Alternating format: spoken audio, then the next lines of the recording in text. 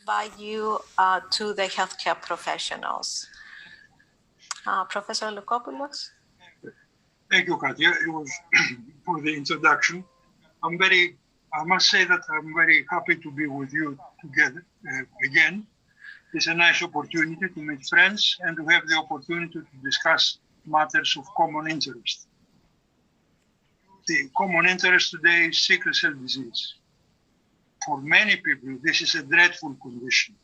It is chronic, painful, full of various complications, and can make people, both patients and healthcare staff, feel hopeless. It needs continuous medical attention and results in an enormous use of resources, both human and financial. And moreover, it is by far the commonest genetic disease in our world. The overall number of patients is estimated at several millions, while the birth of affected children exceeds 300,000 yearly. The distribution of sickle cell disease, next slide please, across the planet is extremely heterogeneous. It is markedly frequent in the sub-Saharan countries in Africa and expands in a belt-like fashion from the Arabic countries to India and Pakistan. It is also frequent in the Americas, where the slaves were taken from Africa developed into large communities, harboring large numbers of people with sickle cell disease. And it exists in major foci in Algeria, Libya, Sicily, Greece, all of them created through trans-Saharan movement of people. In our era, a new wave of migration from the Indian subcontinent and Black Africa created large communities of people affected by the condition across many European countries, such as France, United Kingdom, Belgium, and others. Optical management of these patients is offered in a way which is completely opposite to their distribution.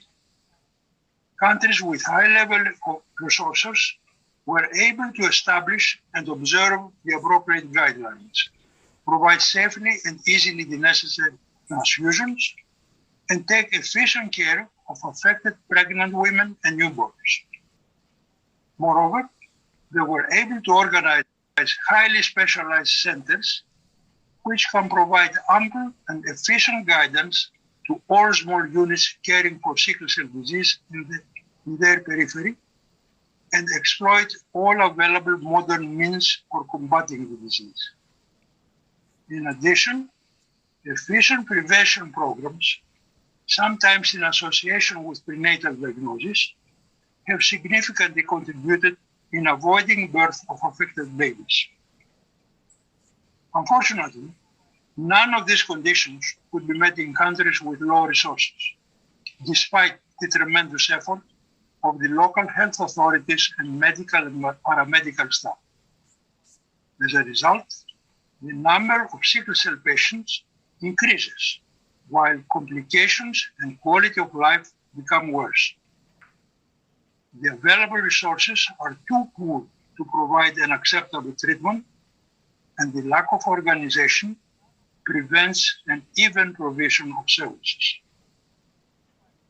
However, in the mind of several local health servants and colleagues from countries where the problem has already been satisfactorily confronted, promoted the idea that the situation is not hopeless even in places with low resources and a heavy burden of sickle cell disease, because there are still some measures which appear both feasible and promising, and this should be fully exploited. Moreover, it became clear that the first step towards this goal is to educate a new generation of competent and dedicated pediatricians, physicians, and other healthcare staff who might organize the appropriate national sickle cell networks, provide adequate care in accordance with the necessary stratification of patients according to the severity of their condition, and maximally exploit the available therapeutic possibilities in order to offer basic relief, alleviation of pain, satisfactory control of complications, and reduction of additional births of sickle cell newborns. Therefore, appropriate education is undoubtedly indicated. And here comes the role of TIF. The Thalassemia International Federation has constantly given priority in this domain among its several other activities. TIF educational programs did not focus on high-level scientific advances, nor in the analysis of complicated clinical studies.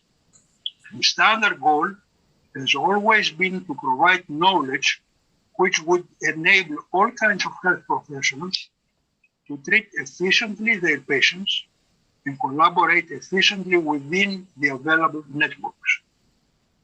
The number of seminars and workshops carried out in several countries in the old continents, as well as the list of reviews and guidelines published in books, journals, and other publications, fully confirms this activity.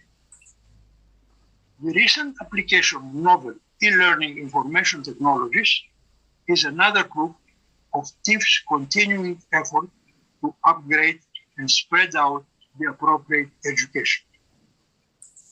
Within this context, the production of a platform with relevant information presented in an appealing, easy-to-read way was given priority. The opportunity to have this facility as Genestial company in Nicosia has already allowed the production of an electronic platform of thalassemia, which appeared to meet this expectation. Using this experience, TIF has decided to issue a collection of clinical and organizational guidelines related to sickle cell disease, again in the form of an electronic platform, which might be easily consulted in any place and by anyone interested in this domain with access to a computer or a mobile telephone. The task was entrusted to Dr. Anne Gardunian, an experienced hematologist with a long background in sickle cell disease, and myself. Anne and myself accepted the challenge and promptly established a close and pleasant collaboration between us. We decided that the platform should contain short descriptions of the major clinical forms and complications of the disease, along with simple recommendations regarding their specific care and treatment. This should be written as separate chapters by colleagues with special expertise in each field. Moreover, and in order to give the platform a more academic character, we asked each author to include briefly in each chapter some basic information on the mechanisms which cause the symptoms and support the plan of treatment in each specific condition. Our invitees responded gladly to our request. The list will be presented later by Dr. Gardunian, but here I take the opportunity to express my personal thanks for their collaboration. Editing the texts with the aim to present all of them with a similar structure and length without changing the spirit given by the authors proved a delicate and difficult step.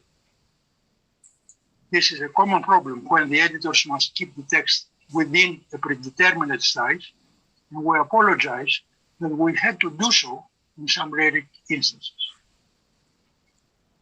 An additional difficulty was improving the language for the text written by authors whose mother tongue is not English. However, even so, we would have preferred to have a more international team of authors, which we did not achieve.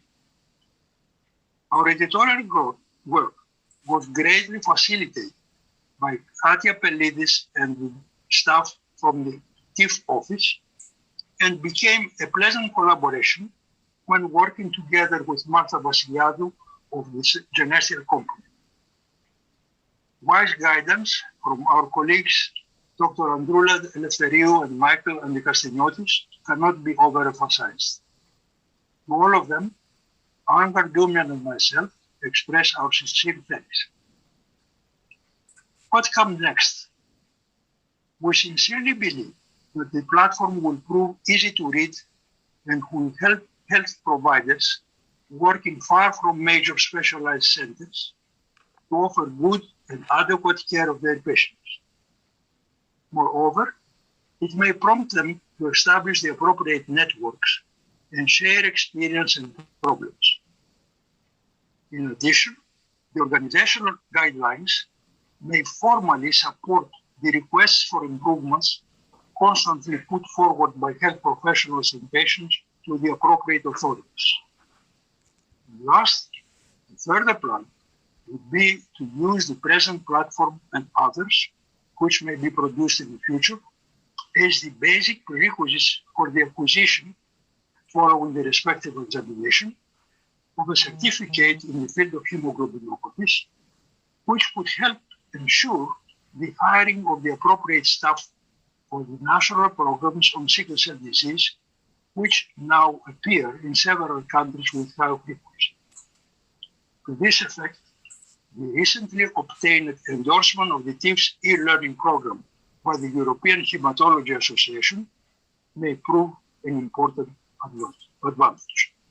Hope in the next meeting we shall see the results. Thank you very much for listening. Katja?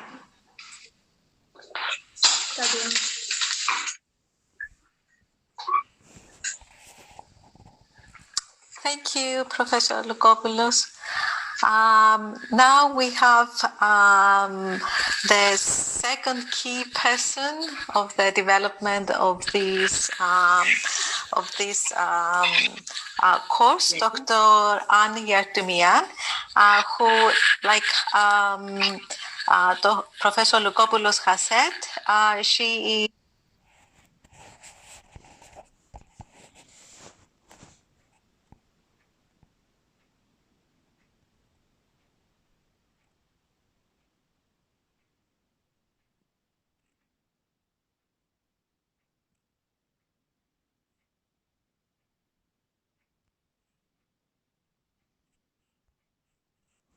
is a hemoglobinopathy hematologist at the North Middlesex Hospital in London. She's a former chair of the UK Forum of Hemoglobinopathy and a member of the British Society of Hematology. And in 2004, she was awarded the National Health and Social Care Award as an Outstanding Achiever, Hospital Doctor category for London. Dr. Yartumian will present will show you the navigation, the description, and the features of the course now. Dr. Yartumian? Ayo.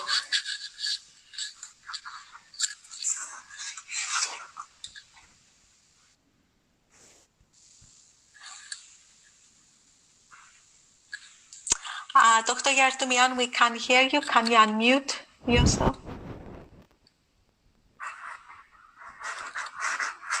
Okay. Can you hear me now? Yes, perfect. I apologize. Thank you, Katia, for your kind introduction, delving back into a bit of history there. I should say that I'm actually now retired from my post as hematologist at North Middlesex, though I was there for 30 years, actually, until quite recently. So it's a pleasure to present this platform, which has already been well introduced by my colleague and friend Dimitris, and by the TIF office. I won't go through a total list of thanks to everybody because Dimitris has already done that, but I do want to go to the specific acknowledgements to our many invited authors who did so much work with us on this project. So as well as the TIF office, the marvellous Martha Vasiliadou at Genestial, we invited many of our long-term colleagues to contribute specific chapters in this project, and the people are listed here. It was a good mix in terms of countries of origin. There were 2 authors from Lebanon, 6 from Greece, 1 from Cyprus, 2 from France, and 10 from the UK. And we're very grateful to all of them. And Professor Lukopoulos has already explained that in order to make the platform coherent, we had to do some editing of their text, but they've been kind enough not to complain about that. I'd also like to say that many of the chapters were independently reviewed. So Professor and I had a good deal, obviously, to do with most of the chapters, but realized that working very close up to something for a long time, you can miss things or focus in a less useful way. So we kindly had help from these people who reviewed and gave very helpful comments on our chapters, and I think really improved them significantly. So thanks to all of those people as well. So just to go back to the course front page again, you will see the acknowledgements. Each of the chapters has a small number of references. We were careful not to overload the reader with individual references, but we've used some overall guidelines and we reference them here. That's the NIH guidance from the United States, the 2 sets of most recent guidance from the UK for adults and children's care, and also a book written by my colleagues and fellow authors, Joe Howard and Paul Telfer, which I find a very useful short guide. So hopefully people will avail themselves of those materials as well. So to go back to the course, as you see, there are 4 sections, and I'll just briefly click on them to show you the headings, but not go into the detail of each. There's an introduction, which, as you might expect, covers genetics, epidemiology, and some pathophysiology, screening and prevention programs, and laboratory tests. We expect that most of the people using this platform will have, obviously, healthcare professional training, but of course, there are some specific tests used around sickle cell, which are not necessarily familiar to everybody. And so those are covered in that section. And then organ system by organ system, we went through nearly every part of the body, of course, which can be affected in people with sickle cell, from pain, infection, the overall risks, to specific organ systems, respiratory, cardiovascular, neurological, etc. And you will, I hope, have a good chance to go through all of these yourself to the extent you want, but I'm just going to highlight a couple of the chapters in order to illustrate some of the features. So here, of course, a very important complication within respiratory, the acute chest syndrome. Genestial did such an excellent work with Katia at the office of converting our staid Word documents into this, I think, very helpfully presented. It's not directly interactive, but it's displayed in such a way that it makes much more interesting reading. And I'm going to show you another of the features. So obviously there's, as you'd expect, some radiographs, etc. In order that the text, I'll just stop here for a minute. Dimitris's input in all of these chapters was very helpful. I'm definitely a sort of practicing clinician rather than an academic, but he rightly highlighted that the understanding is greater when there's some background pathophysiology. So most of the chapters have some, not very detailed, but some explanation of why the problems arise and how. And this was the feature I wanted to show you. I'm going to try and move my screen a little because I can't. Yes, there we are. So this is called an accordion presentation. So we're talking about the problems that can contribute towards the acute chest syndrome. And we list, obviously, infection, bone marrow necrosis, fat embolism, microthrombi, sedation with opiates and so on. And each of these then opens up to show more detail of that. So in this way, the reader can say, well, actually, I'm aware of that. I don't need to know more about it. Or actually, yes, I do want to have a look and learn more about that subheading. I'll just move on to a next chapter, which is one about retinopathy. sickle cell eye problems. So each of them is, it's easy to navigate around chapter section by section within the chapters. And this was just to show the nice illustrations that figure here. And to say that each chapter has, as well as I say, a very few references, some specific practical recommendations. So we've outlined the pathophysiology in brief and narrated what we feel would be good to care pathways to put in place. But at the end, there are just a few bullet pointed specific recommendations. And at the end of each chapter, we're encouraging feedback. Obviously, this is a new platform and we want to know how people are finding it, and hopefully we'll be able to tune it accordingly. But there's the opportunity to share feedback at the end of each chapter. The next chapter I'm going to go to is the one on blood transfusion, to show another of the features. So this is a section within quite a lengthy transfusion chapter, not surprisingly. This talks about types of transfusion. And here we realize that not everybody would want to look into every detail, but we wanted to make some supplementary material available for those that did. So in various of the chapters, there's an appendix, which is accessed in a different way, which I'll just try and show you now. Let me just come back, excuse me. I'll just directly get it from here, then that's the best thing. Just takes a second or two to come up sometimes. But this links through to a PDF that gives a lot more practical information of, for example, here, how to undertake an exchange transfusion. So this is the practicalities. Obviously, we've been careful to say it must be ratified for local use, so people have to make sure that it's in line with what they would expect. But it goes into the details, including volumes that should be exchanged for various starting hemoglobins. So we hope those will be useful too. Finally, I want to talk about the organisation of care section. This, I think, while we've been talking, has clocked out, so it'll load up now. As Dimitris said, we have particularly been aware that ideally, there are ideals which nobody meets in having access to a specialist team 24/7 with totally patient-focused and prompt and appropriate care. We all aspire to that, but it's something that's very difficult to achieve, even in the high resource settings. So we particularly focused on how difficult that is in areas where there is not a specialist hospital just up the road from everybody with ready access to a specialist team. And we emphasize that ensuring equity of care to all patients and families is an exceedingly difficult challenge.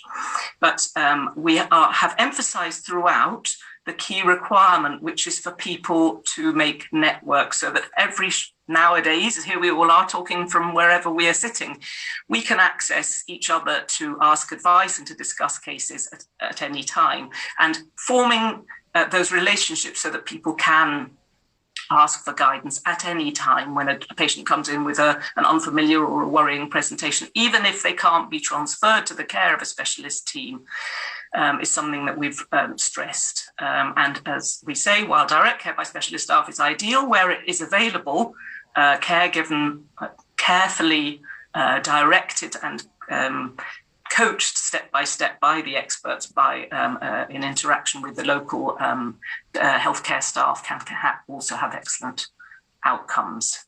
So we hope very much that this work will help towards people's achievement of improved outcomes. And we will welcome feedback from anybody who's had a chance to look at it and as time goes by. So thank you very much. I think that's all I was hoping to say. Thank you, Dr. Yartemian. Now, Dr. Michael Angastignodis will introduce our next speaker.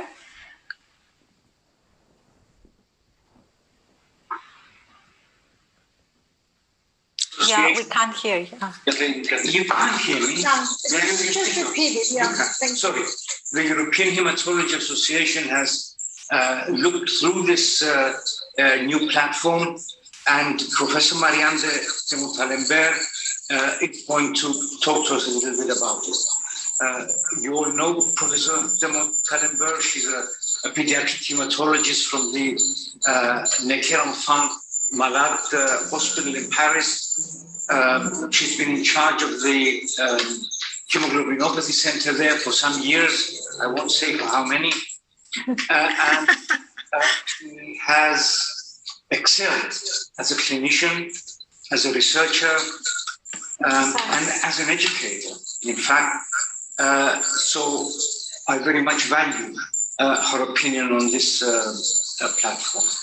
Of course, all of this has given her international recognition, and she's now a member of the board of the European Hematology Association. So, Professor Marianne, it's your turn. Thank you very much to all of you, and I am very happy to see all of you, and I would like to thank very much Professor Dimitris Loukopoulos, who was one of my mentors, and I am very happy to see him now, and very happy to be with you. So I'm going to share my screen.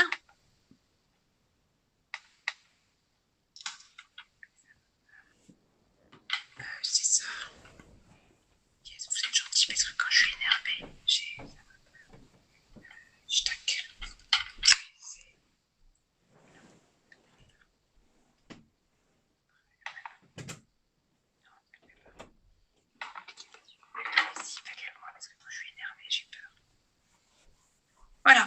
Can you see this, the slides? Yes, we can. Yes, you can. Thank you. So we are going. So first, thank you very much for offering me the opportunity to talk about what does the European Hematology Association does with you and with a community of people with hemoglobinopathies. Hematologists in Europe are highly concerned with sickle cell disease for many reasons. Of course, because sickle cell disease first is endemic in some European countries such as Greece or Turkey. Because in fact, several Caribbean islands are part of European countries, such as the French West Indies, and because due to history of colonization, many African and North African people are English-speaking or French-speaking, which of course had a strong impact on the migration over the past 50 years. And because, as we know, there is a continuous afflux of refugees from population with high prevalences of hemoglobinopathies. I think this table, which was made by Stefan Lobitz, is one of the best estimation of the number of people with sickle cell disease in Europe. It is based either on expert opinion or on registers, and roughly it indicates that more than 40,000 patients with sickle cell disease are living in Europe. Interestingly, nowadays, I think that the most important number of children are born in France. Past year, we had 600 children affected with sickle cell disease born in France. And 3 years ago, it was 250 newborns affected with sickle cell disease in the UK. So Europe is really highly concerned with sickle cell disease. Thanks to progresses such as penicillin, neonatal screening, hydroxyurea, now patients in high resource countries are living until adulthood, and 98% of children reach adulthood. These are the data, recent one in France or in the UK. But as said Michael de Boon in the Nature journal, yes, we can say that adults with the disease can now live until their 5th decade. That's better than before, but I think that most of us share, because we are older than 50 years of age, that it's not enough. and in which condition are they living? They are living with morbidities very often.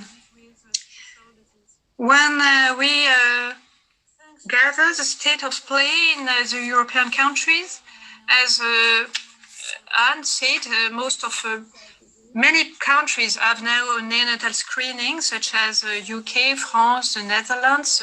Sickle cell disease is screened at birth. And we can consider that most countries have free and equal access to care. But as it was very excellently said before, there is truly insufficient training of general physicians and first-line centers, insufficient training in school, university, and professional stakeholders, and variable levels of knowledge and of expertise in the different European countries. And that's why this beautiful work performed by the TIF is so important. We have to enhance the level of knowledge of a first-line center, of people who are not expert centers, who know already the disease, but we have to explain it to all people. What does the European Hematology Association is doing currently for sickle cell disease? We have produced guidance documents, such as European guidance for selecting thalassaemic patients for gene therapy. We have written recommendation for pregnancy in inherited anemias. We are delivering grants for researchers on different topics such as hemoglobinopathies. We have performed research roadmaps. We organize webinars, and we have organized one on COVID-19 infection, of course. We publish guidelines.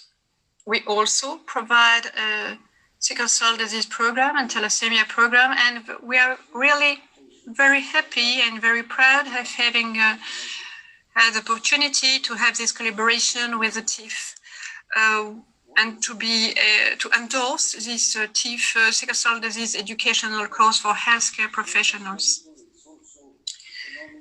We organize meetings, and we co-organize meetings. We have collaborated with the British School of Hematology and the ASCAT meeting past year in October. Of course, it was online meeting. And we are organizing with the British Society and the ASCAT the next one in October. And we are very happy to have the opportunity to enhance patients' advocacy with especially a collaboration with the European Reference Network, which is EuroBLNet. I think that most of you know what is EuroBLNet. To have relationships with patients' organization and multi-stakeholders alliances, such as, of course, the excellent Thalassemia International Federation, but also European Organization for Rare Disease and the Global Alliance of Sickle Cell Disease Organization. And this is my last slide. And again, I would like to thank everyone, and a special attention to Professor Lukopoulos, because really he's a very good friend, very old friend, and to all of you, because I'm working with you for now. I've been working with the TIF for many, many years, and it was a great honor for me. Maxime, thank you. So thank you very much, Professor Montalembert. It has been a pleasure and an honor to work with you as well, and a great privilege also for your personal contribution, but also in your capacity as a member of the European Hematology Association. And the last slide of Professor Montalembert was very symbolic in the fact that we need sharing of ideas, sharing of best practices, and joining hands. And that's why on the program we have some collaborators with whom we're going to share the news about the platform. And the first one is the Sickle Cell Disease Global Coalition, the Sickle Cell Disease, on behalf of which Mrs. Grigoka Bolarinwa is the co-chair, and she's with us. Thank you for being with us. She's a lawyer by profession, advocate, president of the Sickle Cell Aid Foundation, and founder of Hymen Health Initiative.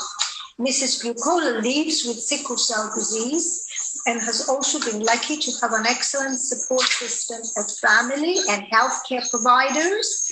But she knew that this is not the case for the majority of people in Nigeria, where she comes from.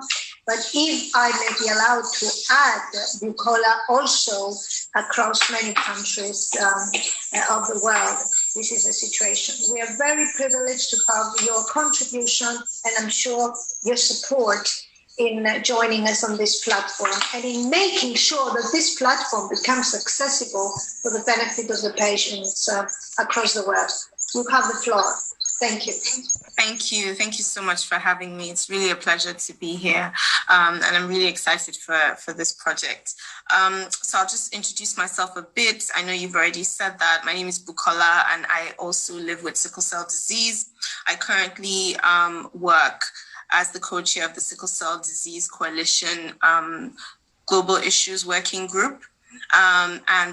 I'll just give you a little bit of background on the coalition and some of the stuff that we've been doing and how we hope to align with this particular project. So the Sickle Cell Disease Coalition was established in 2016, and with the goal to amplify the voice of people living with sickle cell disease, as well as promote awareness and improve outcomes for individuals living with sickle cell. Currently, we have about 90 members in the coalition, which includes the Thalassemia International Federation. And the members represent a varied group of patients, providers, researchers, industry, and philanthropic and other national and international organizations, all collaborating to further the coalition's mission. It's intended to serve as a platform to encourage stakeholders to work together to develop and implement important projects such as this particular platform, ultimately to improve the outcome for individuals living with sickle cell disease. The coalition's work primarily revolves around advancing access to care, research and clinical trials, health professionals, education, which this falls under, and training, as well as improving global sickle cell disease care. So the working group which I co-chair, our focus has really been on raising awareness on sickle cell disease, as well as enhancing health professional training in sickle cell care in a variety of ways. So in 2019, for example, we released a library of global sickle cell disease resources that offer country-specific guidance for individuals living with sickle cell, focused specifically in sub-Saharan Africa.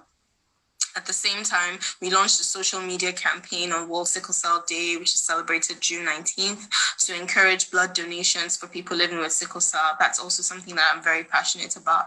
And I work in Nigeria with different stakeholders to try and get more people to donate blood and make blood available for people living with sickle cell.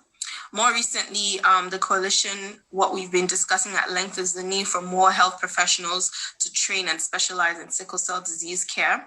So to assist with this, the working group will be releasing a repository of educational sickle cell disease tools, which include modifiable presentation slides and a series of infographics that stakeholders can also use to educate other sickle cell disease professionals around the world. And these tools will be released this month, and all the information is available by following us on our Twitter page, which is Conquer SCD, for more updates and information. The Coalition and Global Issues Working Group, we continue to discuss the ever-present need for more training and education on sickle cell care that's both accessible and relevant to healthcare providers, especially in low-resource settings. And this is especially true for providers with the most patient engagement. So really focusing on nurses, physician assistants, and community health workers as opposed to doctors, who usually have a little bit more access to that, to kind of up-to-date and current information. While the coalition continues to explore ways to advance sickle cell in low-resource settings, we're thrilled about the launch of the Thalassemia International Federation's e-academy course on sickle cell disease for healthcare professionals, and the great opportunity that this virtual training offers to sickle cell disease providers and healthcare professionals around the world.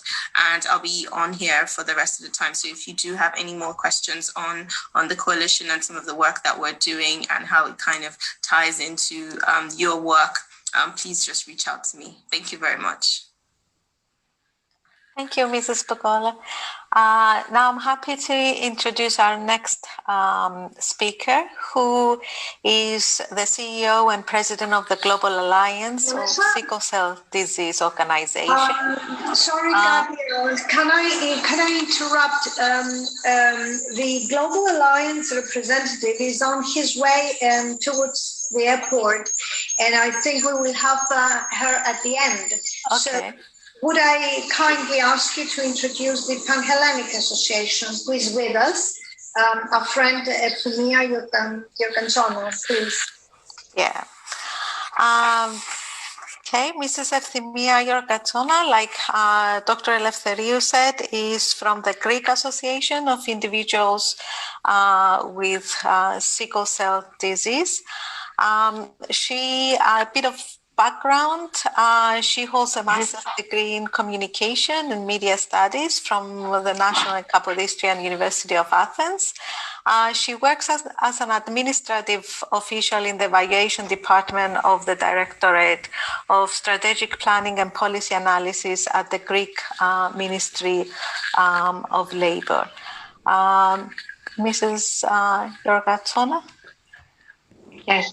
So, thank you very much for your invitation. This is a great panel. All the doctors and presenters till now had made very interesting points. So, I want to introduce a bit our association in Greece. Pan-Hellenic Association for the Protection of Patients with Sickle Cell Disease was established in Athens in 2005. Of course, it is a non-profit association, and its creation was an initiative of patients, and its objective was, and is still today, the betterment, improvement of the quality of life of patients with sickle cell disease here in Greece, the advocacy of their rights, the enhancement, enforcement, and their independent living, and also its aim is to inform the public opinion about this disease. So the association has successfully organized 3 scientific Pan-Hellenic conferences till today for sickle cell disease, and has co-organized, along with the Greek Thalassemia Federation, one informative event about sickle cell disease and thalassemia, and many other informative seminars. Through all these actions, the association aims to contribute to the furtherance and the advancement of scientific research and to the dissemination of scientific knowledge.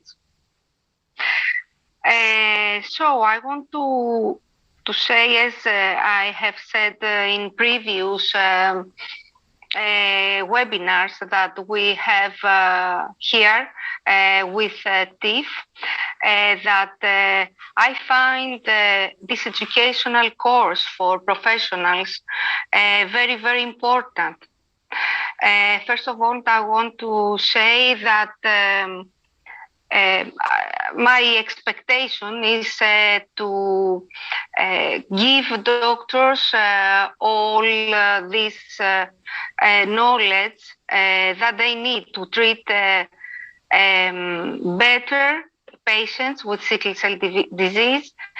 And of course, it would be very important to connect all these specialists, all these doctors, all these medical professionals with networks of knowledge throughout the globe. Special expertise in the various fields is also very important, because sickle cell disease is a polysystematic disease. So specialized medical fields and the knowledge of the treatment of different symptoms, it is something that is very, very important to be given to all these professionals. I don't want to say anything else. I very much thank you for this initiative. I'm very much waiting of all this platform and the educational course to start working for all the medical professionals. And here in Greece, we are going to disseminate this action in every way that we can, as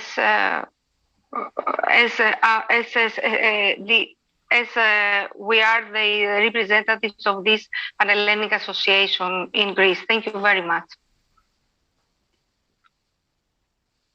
Very much, Effie. Always your comments and your contribution is very important. Probably at some stage we would think, if we feel the platform is at that level of usefulness, probably translating to other languages, including Greek, like we have done with the guidelines, and we feel that the translation to the language is very important, although a healthcare professional platform probably is of less importance in translating it. Hopefully most of the treating physicians know English to a certain level. So for patients later on, it will be much more useful, but these are issues we will discuss later on.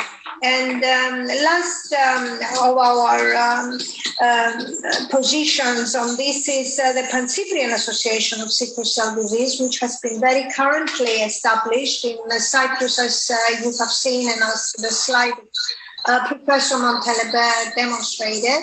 The number of patients with sickle cell disease is probably amongst the smallest in Europe. But nevertheless, the needs are the same. And therefore, recently, the sickle cell disease in Cyprus has been established. Mr. Kyriakos Hadjikaralambous is with us on behalf of this Pan-Cyprian Association. He holds the position of sales manager and quality manager in a group of companies, importantly. His mission is to deliver after-sales service in the country, so he's a sort of kind of in the business section. And he represents today the board of the Pan-Cyprian Association.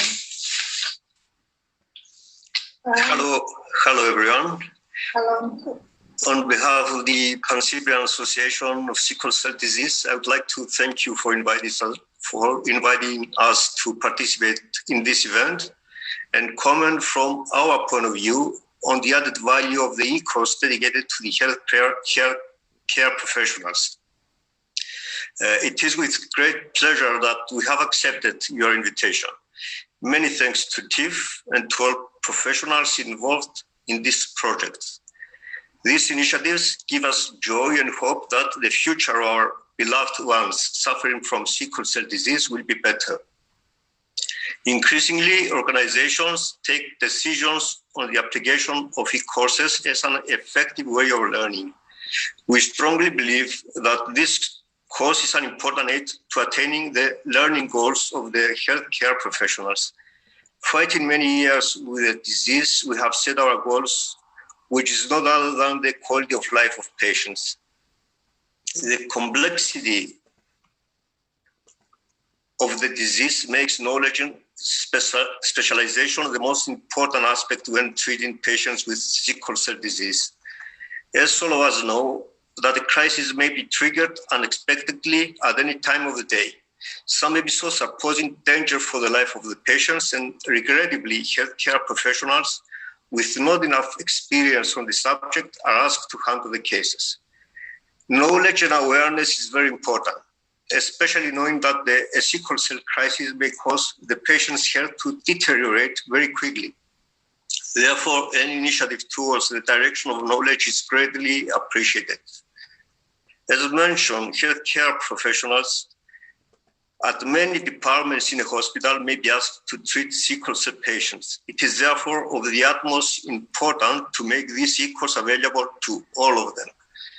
We understand and we greatly appreciate it that some professionals are dedicating their life to help other people.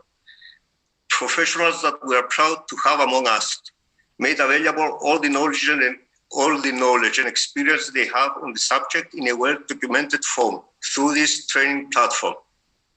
I regret to say that no benefit from all this effort if no implementation of knowledge at the actual place where patients are treated. Moreover, we will suggest a separate special training for healthcare providers at the emergency departments, perhaps provide training to make them more sensitive and reactive when handling patients with sickle cell crisis. Usually, a sickle cell crisis is underestimated in the emergency departments. Keeping patients with sickle cell crisis in the emergency department for many hours without controlling the pain is not only inhuman, but dangerous for the patient life as well. Coming back to the added values of the e-course dedicated to healthcare professionals. As all e-courses offers healthcare professionals more opportunity to engage in learning activities independently because it is permanently at their disposal and can be offered regardless of place or time. With the management facilities offered by the e-course, it is possible to keep the publication, authorization, and programming of learning activities transparent for all of those involved. As a management tool, it offers the possibility of checking individual progress. It may indeed provide a detailed and up-to-date overview of the learning activities and experiences, but it remains to be seen whether the knowledge and skills are actually available and applied. By comparing the required knowledge and skills with the available knowledge in e-courses, gaps in knowledge and deficiencies in skills come to light. By adapting e-course to this, made-to-measure solutions can be provided. Virtual classroom trainings, for example. But more important is to identify healthcare providers in all departments where sickle cell patients are treated and who are willing to get involved and improve their knowledge on the subject. Provide them access to this e-course and to all e-courses to follow, monitor their progress and improve their knowledge and skills. Perhaps this is the major added value of the e-course dedicated to healthcare professionals. They can then act as sickle cell consultants for other care providers in their department. We hope and believe that it's about time to make sure that all knowledge and experience available is applied by all healthcare providers treating patients with sickle cell disease. Thanks to our doctors at the thalassemia departments who are well trained and continue to be trained, but knowledge should be available and monitored to other professionals handling patients with sickle cell as well. Thank you again for inviting us in this event, and hope everything will go okay in the future. Yes, thank you. Ladies and gentlemen, one of our speakers hasn't yet arrived, so I'm going to go straight to the questions and answers session, and hopefully when she arrives, you can we will give her a turn to speak. Basically, we have quite a number of questions that have arrived. I want to ask the organizers to stop me if the time is running out, and then some answers can then be answered in writing. In the meantime, I'm going to filter a little bit the questions because some of the questions are actually clinical. So I want to initially concentrate on the questions that seem to be relevant a little bit more to the platform and policy. So the first question refers to the lady sitting next to me, which is Dr. Andoulla. And basically the question is that since you mentioned in your interesting presentation statutory limitations to representing SCD within TIF, has it been considered to change them to become a Hemoglobinopathies International Federation, or probably easier, Thalassemia and Sickle Cell Federation. So briefly answer. Well, yes, Michael said briefly, because this is a subject that we've been focusing for many years.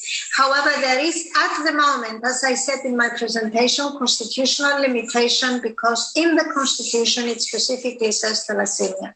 But if in very short time we are doing some changes with the consent of the board and after the consent of the board of directors in the Constitution, that will allow us by consensus to put thalassemia and other hemoglobin disorders, we would like to expand so that people can share infrastructures, best practices, and we can do as much benefit for patients as possible. It's on the minds of the board and it's on our minds for consideration. Yes, the answer. One question on a subject that perhaps the European Hematology Association may also respond is what about nursing care and training of nurses in this kind of anemia? Any comments? Professor Marianne? It's a very good issue, learning nurses. And there are, for instance, in my country, in France, we have organized trainings for nurses. And we have received regularly nurses from African countries just to make exchanges of knowledge and of practices. I think that they are important healthcare professionals. And for instance, in Africa, I think that they may be true actors of the care in many, many settings. So sure, it's a very good idea to involve the nurses in the management of sickle cell disease. If I can comment, and I think Anna Yardumian can comment, because in the UK there are hemoglobinopathy expert nurses. Anna, I think you can comment as well. Thank you. Yes, we're very fortunate to work with some absolutely excellent specialist nurses who are key to our clinical services, really. And I was going to add that they had input into a lot of input actually into all of our standards of care written guidelines, but there is also a specific nursing competency framework published by them. It's through the Nursing and Midwifery Council, and I won't be able to access it probably immediately, but I can certainly let you know the link to that. And that's very useful and very practical, and it's down to the level of assessing nurses at their individual competencies in specific regard to sickle cell disease. So I hope that might be useful for people to share. Thank you very much. The next question is directly about the platform. Is the e-learning website live, and what level of certificate will be achieved? Can this be incorporated to train healthcare workers to across the board to raise more awareness of their condition? So, is it live, and what level of certificate? Who's going to answer that? So, whether it's live, I think Katia will respond, and what level of certificate will be achieved at the moment and in the near future. I think it's Professor Lukopoulos that we would kindly ask him to answer. Katia, is this? Yes, the course is live, and before we finish off, I will show you how to easily sign up and access the content. Excellent. So the platform is open, and Katia will give us how we can access it. Professor Lukopoulos, what ideas do we have about the certificate? Unmute, please.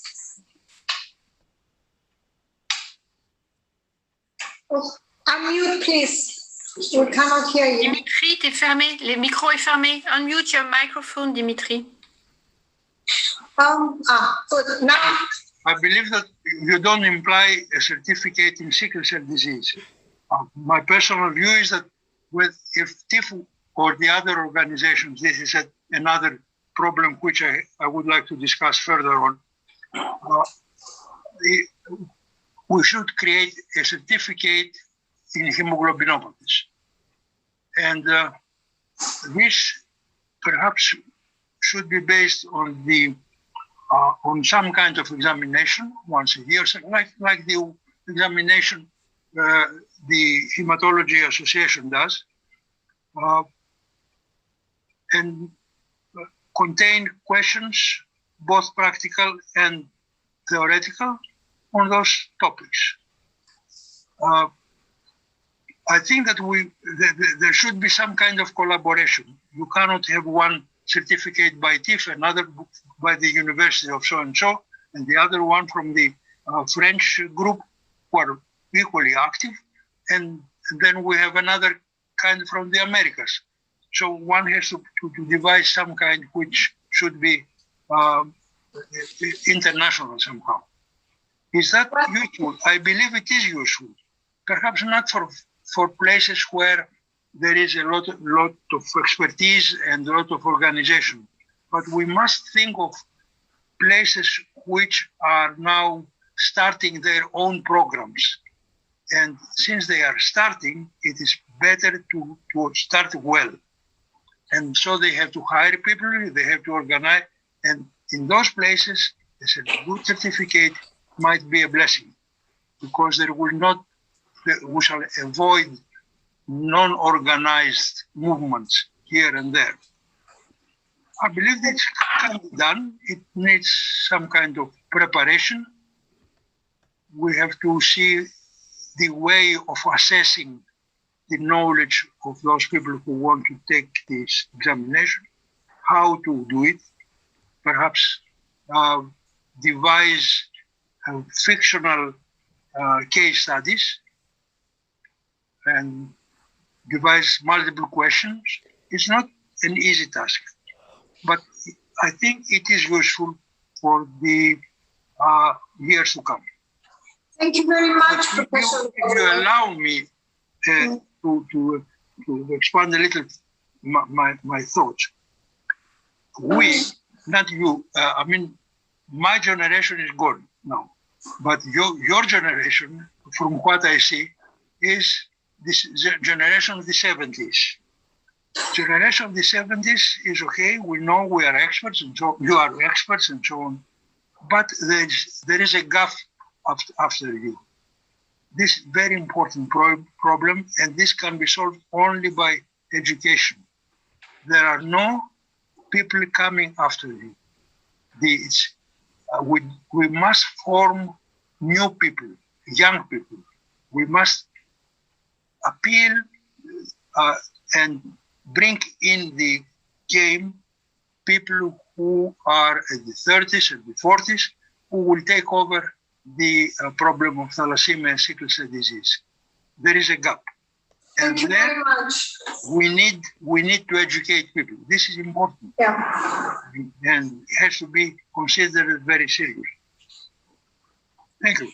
Well, thank you very much. And Professor Lukopoulos, being an academic educator, he gives the big picture and perhaps the medium and long-term picture of a certificate, hoping that there will be a global sort of collaboration of all the different courses and educational programs. And we are going to plan for this, of course, together with our contributors. But for the platform, as an electronic platform for sickle cell disease, I think we are considering with our advisors on how to provide a certain kind of perhaps a certificate or proof that, they've gone through the whole course, that assessment has been done, because I'm sure for treating physicians and giving empowerment to treating doctors, they need to have some kind of proof or a certificate that they've gone appropriately through the platform. There are different levels of education. Doctors can just go through just to get refreshing their knowledge. Some doctors may be more interested on one of the topics of the sickle cell disease platforms, but other young ones need to go through the whole platform and prove that, with a certain sort of assessment, that for this particular platform, this is what they have done. So all these will be and are being discussed for the context of the certificate. Gascon? Balchunis. Can I come up with another question? I'm not sure has actually been answered. There is a question here to you, Gadia. Please, may we know how we can access this platform? No, she's going to give it at the end. She already said it. Yes.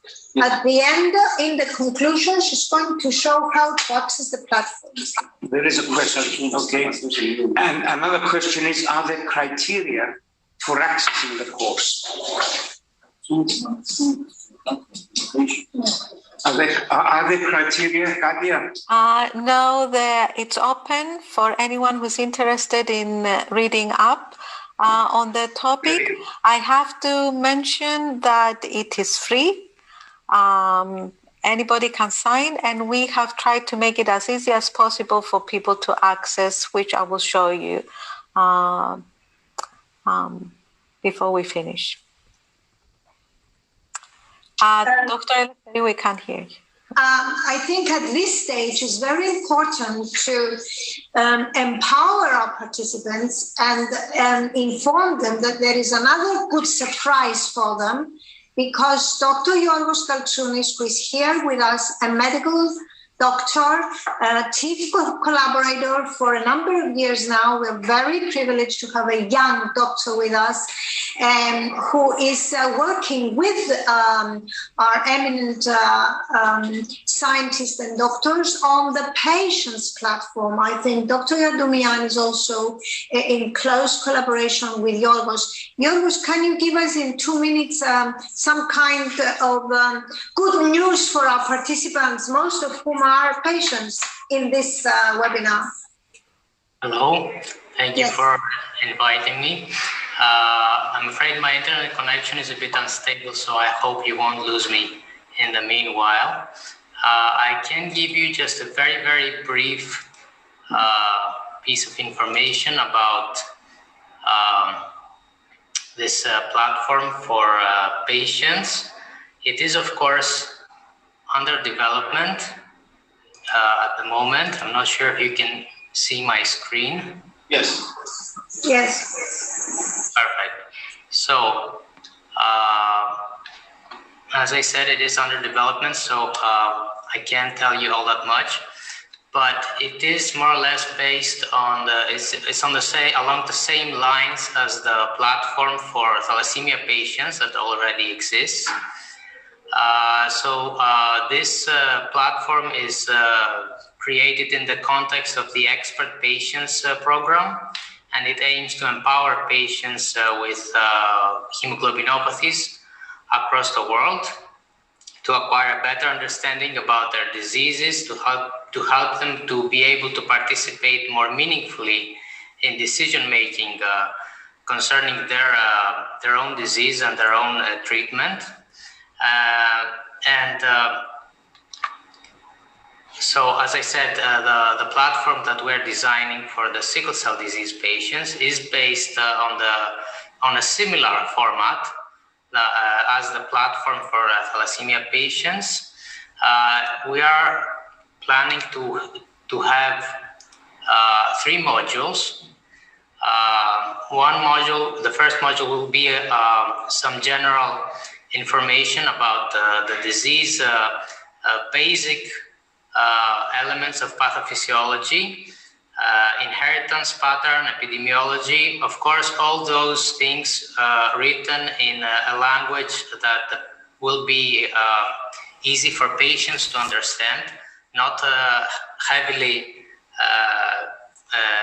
having a lot of medical jargon in it.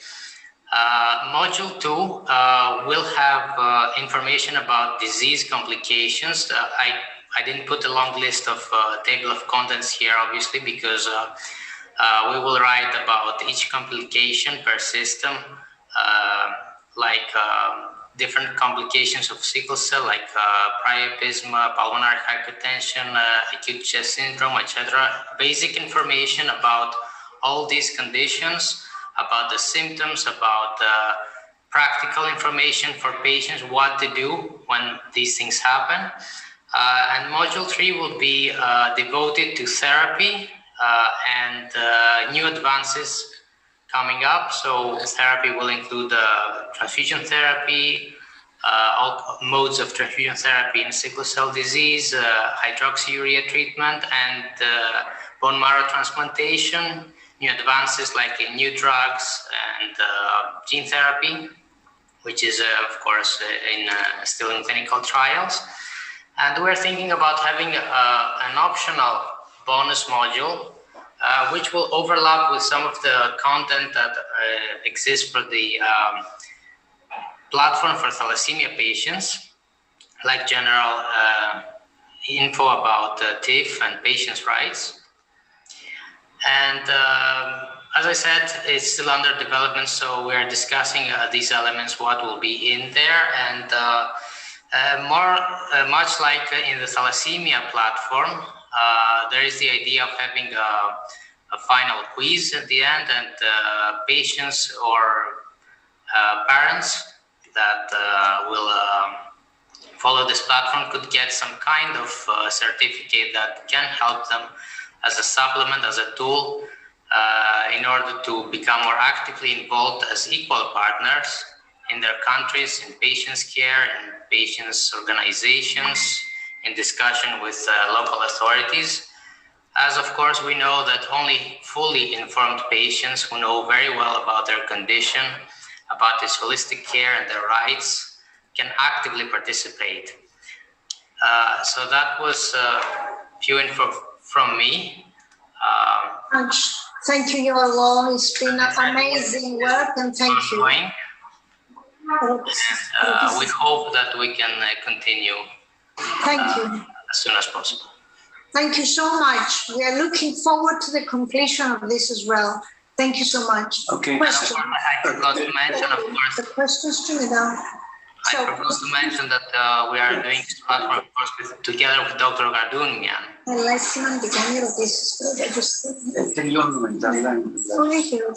Okay.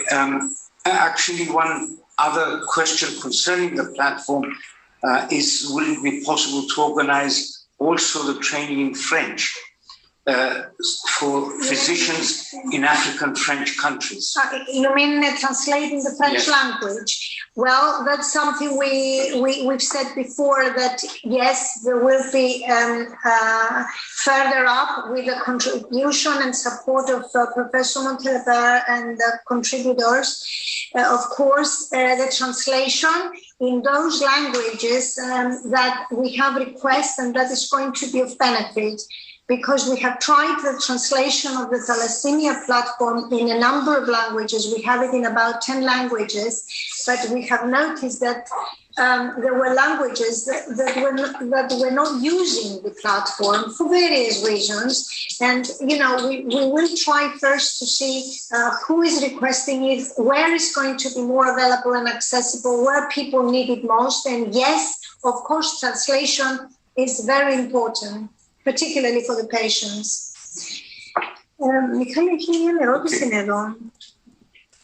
Which one? For the, I had one patient that landed during his family trip to Germany and seen in emergency department with severe anemia, but physician could not be able to deal with his condition and said, I am not expert in this disease as it's very rare. And father showed him our medical report, and then they accept him. Child had very tough time.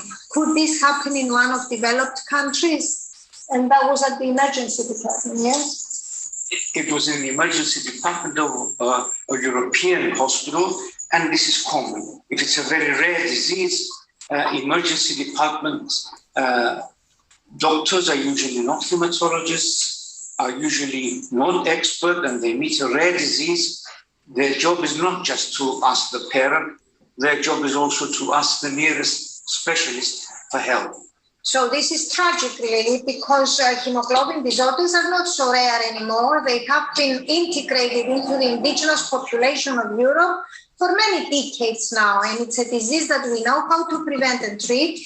And I think it's one of the jobs of the patient advocacy as well as our collaborators, treating physicians, to ensure that emergency departments also can click and find out about how to treat a patient with sickle cell disease is tragic.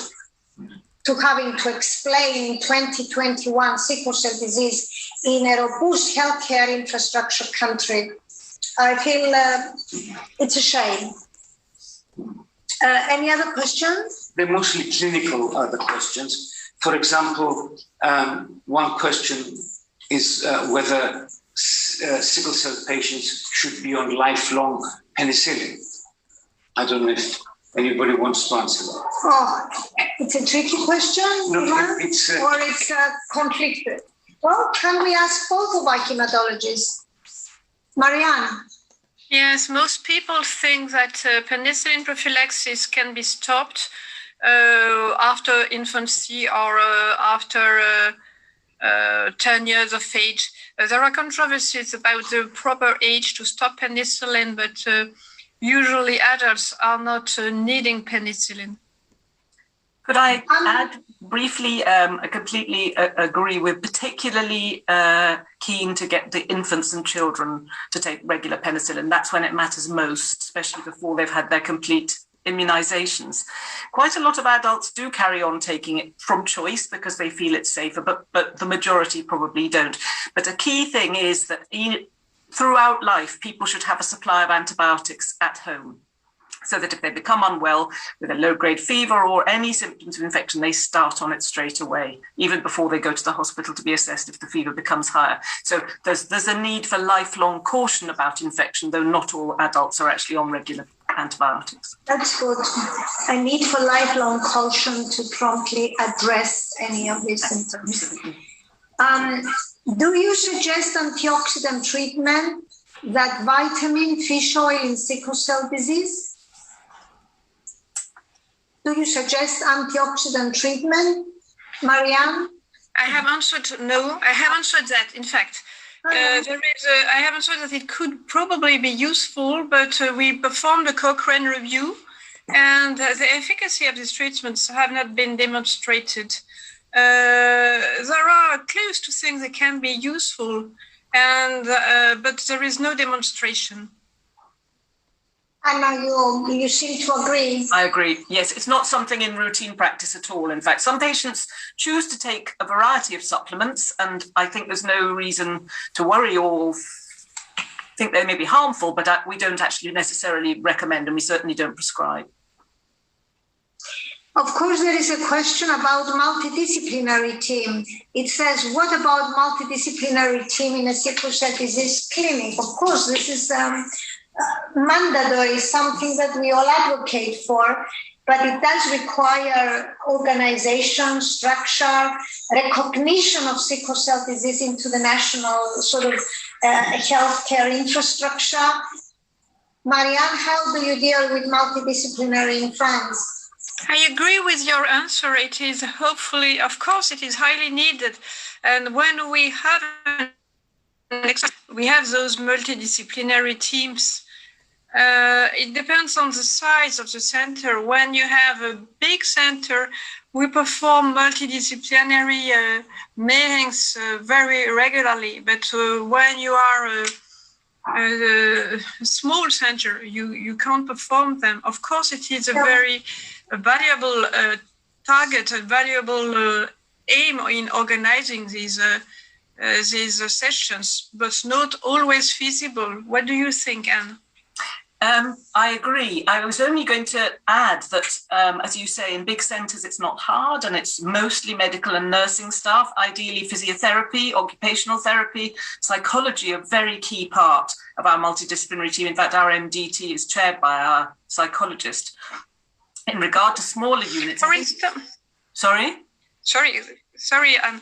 for instance, when you decide to perform a bone marrow transplant or some treatment as important as a bone marrow transplant, I think that multidisciplinary teams are very important because you have to consider the psychological aspect. You have to consider all sides of the person. Absolutely.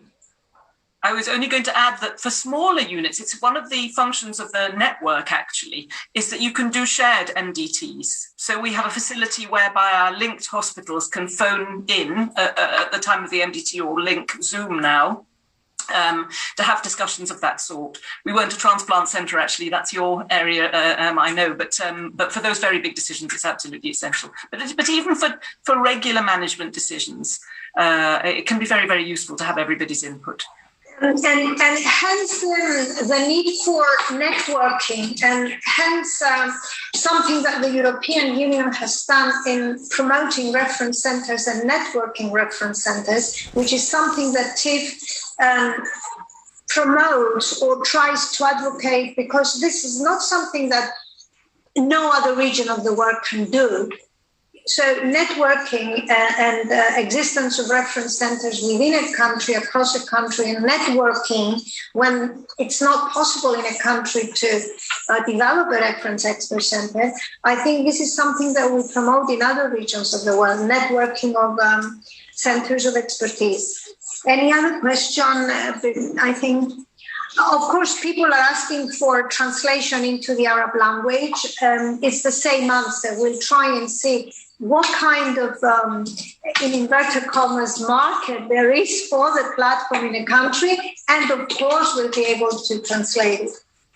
Any other important question, Michael? No, I think we should go straight to Mary, who is now with us. She's joined the group. So Miriam Puma is with us, and she's the current CEO president of the Global Alliance of Sickle Cell Disease Organizations. We are very happy that we are sharing this with the Global Alliance as well, and with as many organizations as possible. We want to share it. We are not intending to duplicate results. Therefore, we are intending to support activities. Thank you, Bukola. Thank you, Mary, for being with us. She is a clinical psychologist by profession and has served the sickle cell community at the largest adolescent and adult sickle cell clinic in Ghana. Thank you very much for being with us and for supporting this activity. Thank you so much. Thank you so much. And I'm very sorry for joining in late. I had an emergency. Hello, everyone. On behalf of GASDO's Board of Directors and the entire community, I want to take this opportunity to acknowledge and thank Thalassemia International Federation for putting together the TIF Sickle Cell Disease Educational Course for healthcare professionals at a time like this. It is worth marking this day because of the health inequalities, stigmatization, and treatment barriers, coupled with high disease burden, especially among individuals living with sickle cell disease in low and middle income countries. In my role as president and CEO of GASDO, one of my goals is to eliminate geographical health inequalities. And one of the surest ways to win this war is to improve our knowledge in SCD. Education is the safest vaccine of health inequalities and the stigmatization we face in SCD daily. It is time for us to come together and work towards eliminating these vices. I'm inviting each and every one of us to join Thalassemia International Federation in carrying out this mission to make sickle cell disease educational resources available to healthcare professionals to improve care. Let us all take advantage of this great opportunity and resource and share. This is going to be done by all of us together for the benefit of our entire community. This is the only way individuals living with sickle cell disease can live a good quality life, realize their dreams, full potential, and gain equal participation in global development. Thank you so much. I'm grateful. Thank you very much. We are grateful. You have touched three very important words, Mary. Thank you. Join hands, share resources, and address inequalities. This was the theme of the World Health Organization, the International Health Day that was a couple of days ago, and of course the theme of the 8th of May Thalassemia International Federation, sharing and addressing inequalities, particularly in these very challenging periods. Thank you so much for what you have just said. It's a good conclusion of the webinar. Katia, you've got the concluding remarks, thanking everybody on behalf of TIP and in my capacity as the director. I have no words to express my gratefulness to the scientists, to the academics, to the founders of this electronic platform, Professor Lukopoulos, Dr. Anna Yardumian, Professor Mariana Montalembert, the contributors of the platform, each and every one, the representatives of the patient organizations, Cyprus, Greece, Global Alliance, the coalition, and of course my colleagues in the office, Dr. Michael Angastiniotis, and the office that are still working behind the scenes. Thank you so much. Katia, you've got the last word. But before, I think Michael should have a last word, and then Katia. No, I don't have a last word. I just want to thank everybody for sure for helping us out with this platform. It's a very important educational tool, and there are many gaps to be filled. With Mary, I totally agree that what we're experiencing in both thalassemia and sickle cell disease is inequality.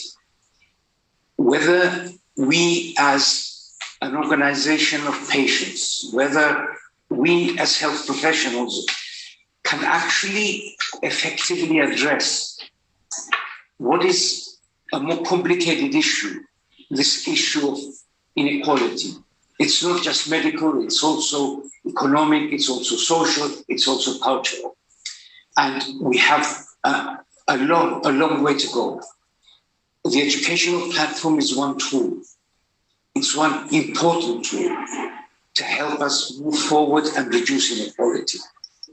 But we have a lot of things to do. Thank you. Katia. So you had a last word to say. Thank you very much. So Katia. Thank you. Thank you everyone for your participation. I just want to show you very quickly how easily you can see the sign up. Let me share my screen. Give me a second. Okay, I'm going to show you from TIF's website because you might find other things interesting to read. So if you go from TIF's website, you go to education. Okay, we have all our online courses are under the TIF e-Academy. So once you click on TIF e-Academy, you see the courses that you can sign up for whatever you're interested. We presented the sickle cell disease e-course for healthcare professionals. Once you click here, it has information, and then we go to the Academy. Okay, for the Academy, since you'll be signing up for the first time, the top part is for people who come back. They're old users. As new visitors, you sign up here. You agree with the privacy policy and everything. Okay. And then you complete this form and your account is created and you have access to the course of sickle cell disease that Dr. Yardumian has already shown you. Okay, once you visit back, then you use your username and your password that you have already chose when you were completing this form. It is free. Anyone can sign up So please do, and please leave your feedback. Any feedback that would help us improve, it's more than welcomed. Well, thank you to each and everyone, and have a nice afternoon, a nice evening, a good weekend. Please keep safe, and we are here for any questions, any concerns, any suggestions. As Katia said, very welcome. So, good afternoon to everyone. Thank you. Bye-bye.